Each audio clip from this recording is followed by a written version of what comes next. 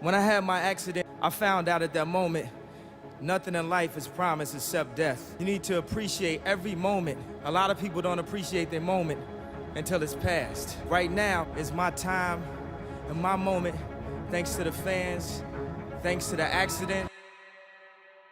Yo, salut les amis, j'espère que vous allez très bien. Welcome back to this new video. Un peu ce nouveau setup, mais bon, pour ceux qui connaissent bien la chaîne, c'est pas vraiment nouveau. Yeah, it's not the first time, c'est vraiment pas la première fois. Après, je pense que je vais quand même un peu investir pour un peu améliorer ma chambre, tu vois. Mais bon, anyways, je viens de revenir de l'école et je voulais vraiment grave faire une vidéo à propos du sujet qu'on va traiter aujourd'hui. Et avec la sortie du documentaire de Netflix de Kanye West, je pense que c'est le moment parfait pour parler d'un événement qui va sûrement aussi être adressé pendant le documentaire. Oh mon Dieu. Non. C'est le jour où Kanye West a eu un accident de voiture où il a presque perdu sa vie. Et ouais, vraiment, c'est pas une blague. On aurait presque pas eu des Yeezy à nos pieds, les gars. Anyways, let's go to the video. Let's go. Let's go, bitch.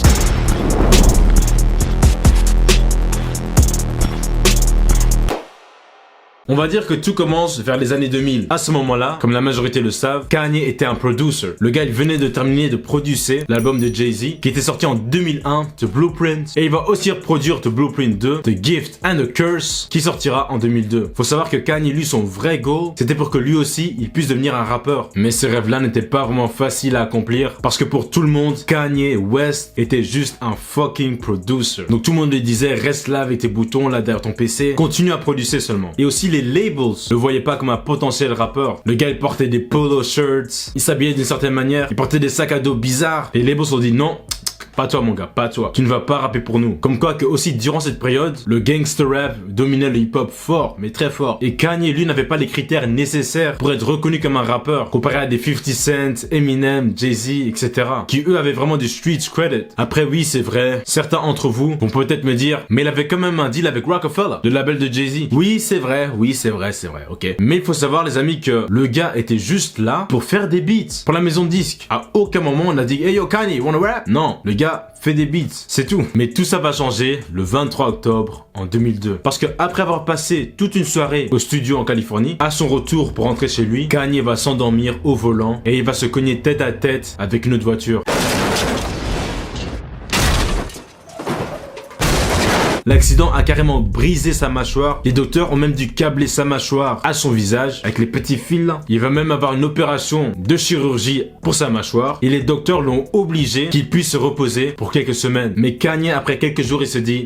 Nah, I can't do this, man. I can't, je peux pas faire ça. J'ai une mission. I can't, stop. Donc environ 3 jours après, Kanye va appeler ses potes et il va rapper le son Through the Wire. Et là, ses amis se disent, what the fuck? Donc le gars là, mon pote, a presque perdu sa vie. Je lui demande comment il va et il est en train de rapper au téléphone. Il est malade. C'est comme Franck Leboeuf aurait dit. You lose your mind or what? T'as craqué ou quoi? Après, on peut les comprendre. Mettez-vous à leur place. Kanye était trop impatient et 2 semaines après l'accident, il sera déjà de retour au studio. Avec sa mâchoire toujours câblée. Il est là au studio, il a plusieurs idées. Et là, il trouve l'idée de faire un sample sur le son de l'artiste Chaka Khan. J'espère que je l'ai bien dit. Through the Fire. Mais Kanye a ajouté un petit peu de sa sauce en accélérant un peu le sample. Et dès quand Kanye est en train de rapper, ses potes remarquent que sa voix est devenue beaucoup plus claire. Sa voix avait vraiment changé. Un peu comme 50 Cent. Après qu'il s'est fait tirer dessus, sa voix aussi avait changé. Le son Through the Wire a été un énorme succès. Ça a été un des sons le plus acclamés dans sa toute première mixtape, Get Well Soon. Le son était le premier single de son tout premier album, The College Dropout. Le son a été grave validé par les critiques et les fans. Le son va même topper la 15e place aux Billboards et il va même être nominé aux Grammys pour le Best Rap Solo Performance. Mais il va perdre contre Jay-Z pour le son 99 Problems. Mais that ain't no problem.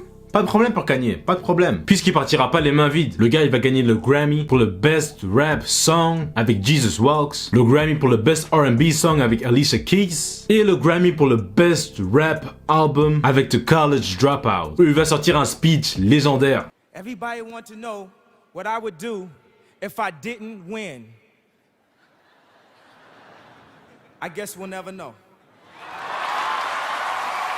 So yeah, Kanye, shit, Kanye West. Respect à lui, vraiment, respect à lui. Il montre vraiment l'exemple que tout est possible. All you gotta do is hard work, never give up, et surtout croire en toi-même. Regardez Kanye, on lui a sorti qu'il sera jamais rappeur. Quelques années après, il gagne un Grammy pour le Best Rap Album. Après, bien sûr, le gars a fait beaucoup de trucs de ouf qu'il a réalisé. Il y a tellement de sujets que je peux traiter à propos de Kanye West. Mais ça sera peut-être pour une autre vidéo. Mais voilà, en tout cas, merci à toi d'avoir regardé ma vidéo. Ça fait vraiment plaisir. N'hésite pas à t'abonner à la chaîne si t'es nouveau. Lâche un like et un petit commentaire à propos de Kanye West. Et comme d'habitude, on se voit très vite à la prochaine vidéo. Peace out, my man. Peace.